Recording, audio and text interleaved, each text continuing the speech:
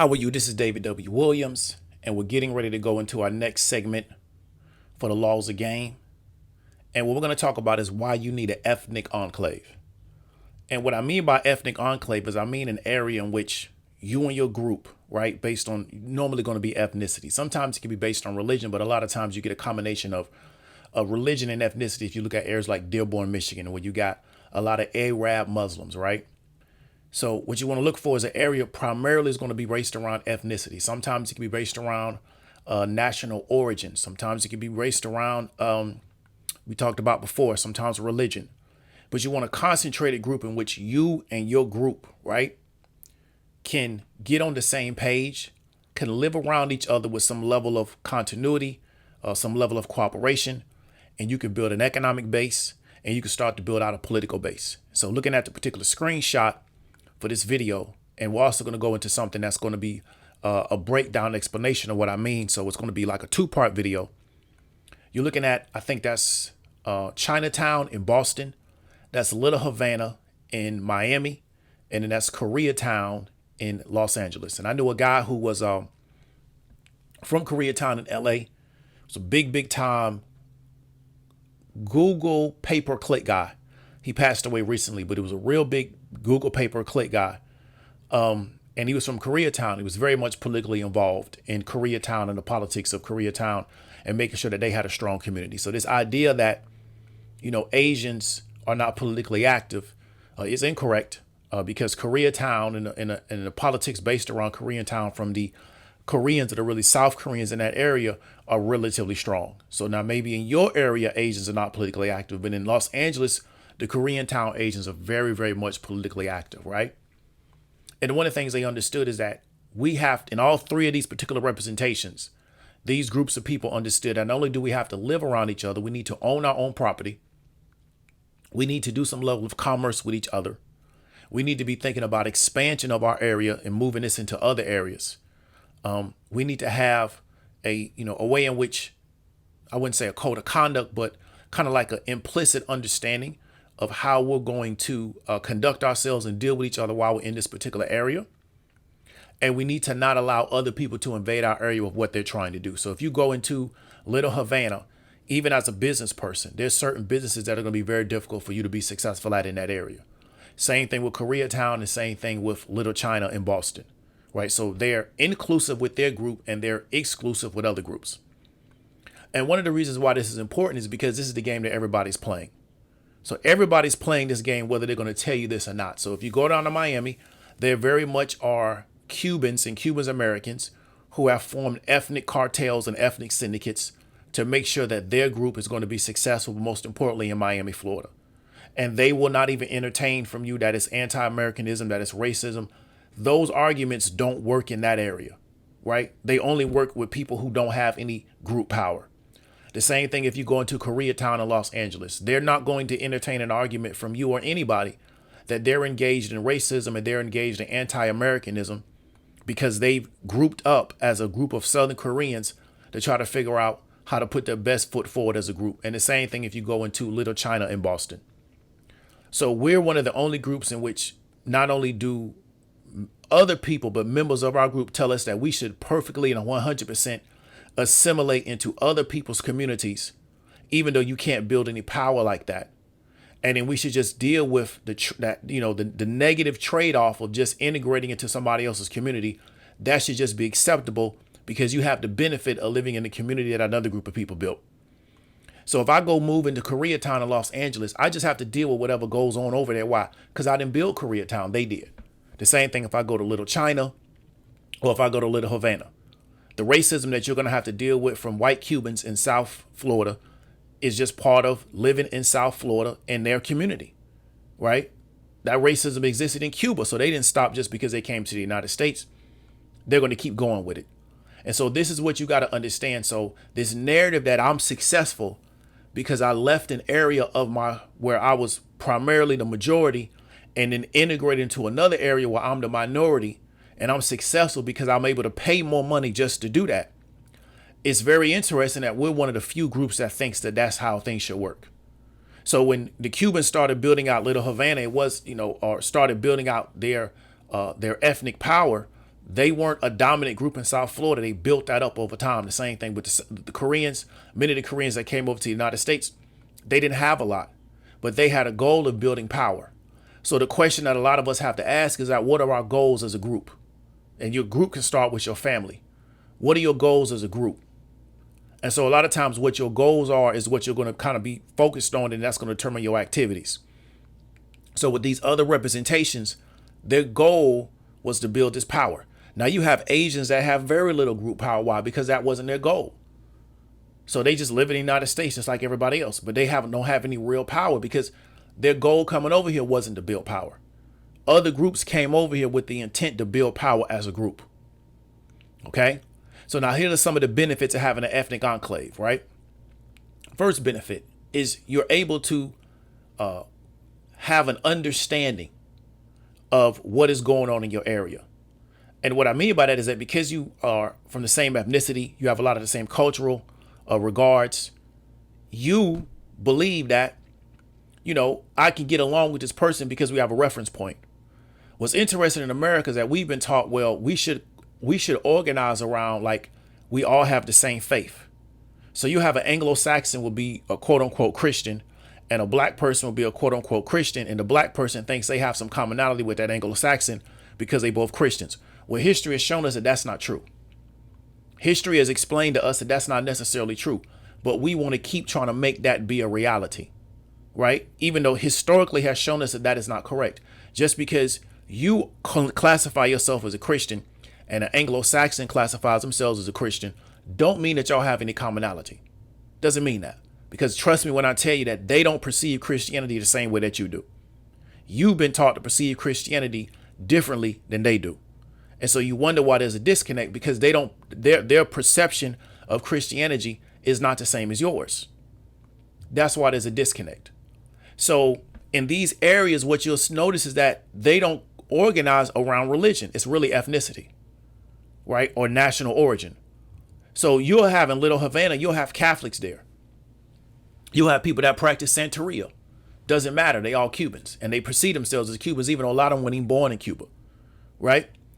You may go to Koreatown. You may have people that practice a indigenous religion to Korea. You may also have like Korean Catholics, right? You may go to Little China in Boston. You may have people that are atheists. They don't practice any religion, right? Because they may have, got that education from the Communist Party to be anti-religious. You may also have Chinese people that may be religious, but at the end of the day, they're all Chinese. So that becomes their reference point. So then how do we build power as a group of people? We don't build it around the fact that we all have the same religion. Now, you do see that in places like Dearborn, where they combine being Arabs and being Muslims, right? But that's their thing. But they still been able to build power based around that. So what we've been taught is that we should look to build power with other groups of people, and we should use things like political ideology as our commonality, right? Well, I'm a conservative and he's a conservative. That means we have a commonality. Doesn't really mean that. Because if that was the case, you wouldn't have what you see going on currently in the world right now, because your perception of conservatism is not the same as their perception of conservatism. It's different. You think they think like you. They don't think like you. That's why you have what's going on in the world right now today. Or religion. I'm this religion. And same thing if you got a black person that's a Muslim. If you go live around a bunch of Arab Muslims, they don't perceive Islam the same way you do. You think they do, but they don't. And that's why you have what's going on in the world in the way in which Arabs, Muslims treat other African people, whether they be Muslim or not Muslim, is because their perception of Islam is not the same as your perception of Islam. And you got to really understand that. So we're the only group that's been told to exclude ethnicity, right, out of how we see the world, where every other group includes ethnicity in how they see the world, or they include their specific religion that is combined to their ethnicity as how they see the world. And they use that to create essentially a base of power for them and their group. And then they build off that base of power. So that's one of the benefits. Next benefits is from an economic standpoint, right? So everybody pretty much doing business with each other on some level. And so what you do is you create a vertical and you vertically integrate your neighborhood. How many services can get provided in this particular geographical area to feed this particular area of people? So we don't have to go outside of this area to get these particular services provided. That's the thing that you do. Second thing is an educational standpoint. We can make sure that our children are educated properly. Why? Because we're going to be the people doing the education. Okay. And even if you do have to send your kids outside of your area to go to school, your group indoctrination is so strong, they're not looking to get away from your group just by going to school. So what we see with a lot of us is that, like I said, is that we integrate into other areas as a form of escapism. Other groups go to other areas. They may get information from them. They take that back to their group. They're not doing it as a form of escapism. One of the things that our people deal with is a lot of escapism from a racial standpoint or from an ethnic standpoint. Other groups don't have that escapism. They may do it in other ways, but they don't do it through race or through ethnicity. We deal with a lot of racial and ethnic escapism, right? We think by dealing with another group of people, that's how we're going to escape from the reality of our situation, right? I would say the third thing would be the fact that you can start getting engaging. And I know this is going to be primarily economic, but you can also start getting engaged in real estate and owning of your area. And that's one of the ways that's really important, because what we see with a lot of really dense black areas is a lot of black people live around each other, but they don't own anything. So it's very easy to move them around. So there was a brother from Inglewood, and he was talking about how he's from an area where the black people in Inglewood actually own their home. So he says, as long as we don't sell our home, we're good. He says there's other black areas in Inglewood, people lived in apartments. He says they're going to get moved out, right? It's not impossible to move out those people who own their homes. It's going to be a lot difficult.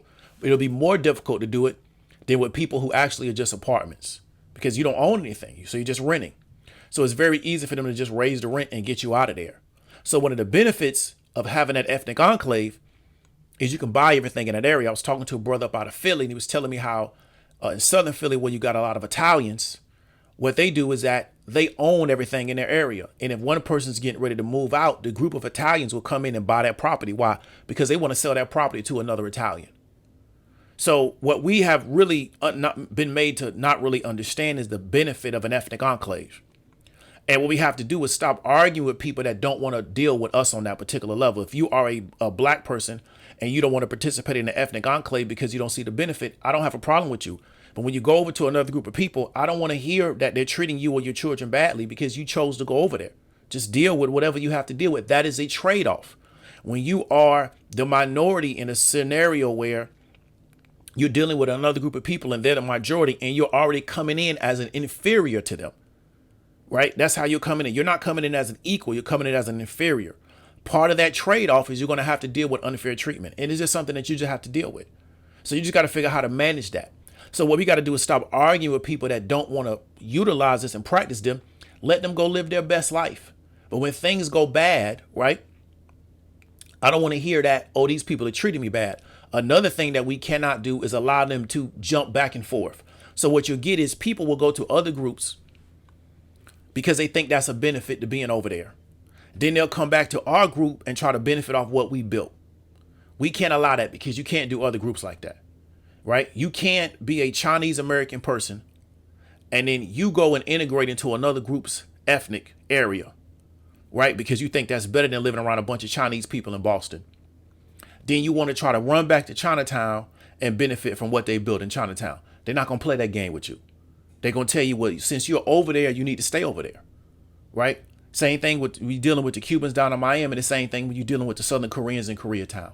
You're not able to jump back and forth with groups. But what we allow people to do is to leave our group because they think it's a better situation over there. I'm not here to argue that with you. If that's what you believe, that's what you need to go do. Once you get over there, you need to stay over there. We should not allow people to piggyback, go back and forth. And so one of the benefits of having an ethnic group is that you're able to create some type of insulation or some type of protectionism for your group. You can't do that if you allow people to just keep going back and forth, right? And so that's one of the things that we really don't understand. With these other groups that are represented, you do not have the ability to do that. So those are going to be some of the benefits of having this particular ethnic enclave. Now, here's some of the detriments, because I want you to understand both sides of the coin. You cannot allow your group to not be focused on building an economic foundation, to not be focused on the education, to not be focused on the public health institutions. You're doing this as a way to get power in the world. We're not doing this just because, from an aesthetic standpoint.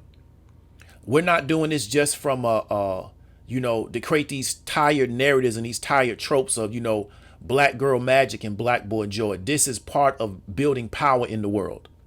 So if we all are around and living around each other, but we're not consumed with building the power, we get what we currently have right now today, where we have these dense black areas in which nobody has any power, because that was not the focus.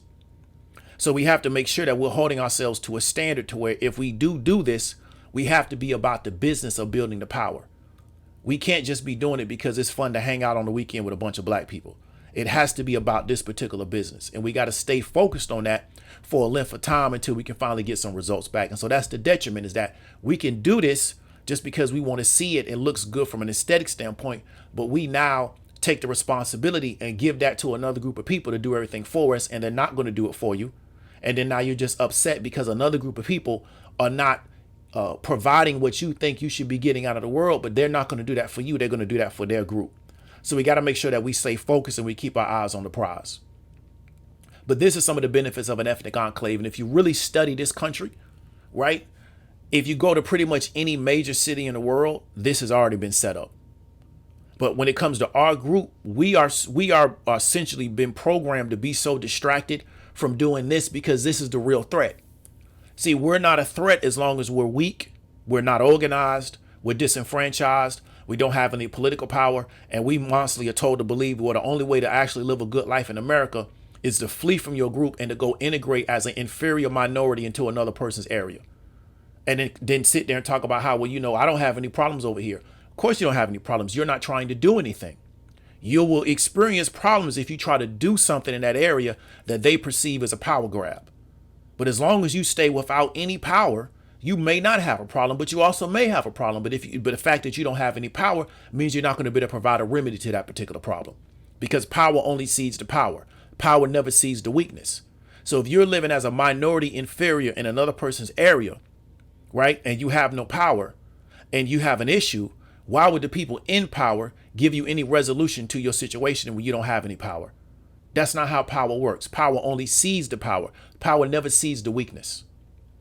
So if you lack power and then you think, well, the solution, because I don't want to build power, the solution to my problem is to go to where I can just have a better standing of living and live a little bit better. I'm not saying you're wrong. What I'm saying is the trade-off is that you still got to deal with the fact that you lack power. But many of us have been socialized to not desire power, not over another person, but over our particular territory.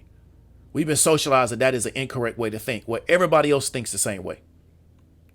Right? So we got to understand, and I talked about before, is that this country only works if we stay at the bottom. If we try to get off the bottom, this country don't work the way it's supposed to work, because they got to figure out who else they're going to put at the bottom. And every group that comes to this country knows that this country works because of black people at the bottom. So then they don't have to worry about being at the bottom. They can work from a position that does not start at the bottom of society.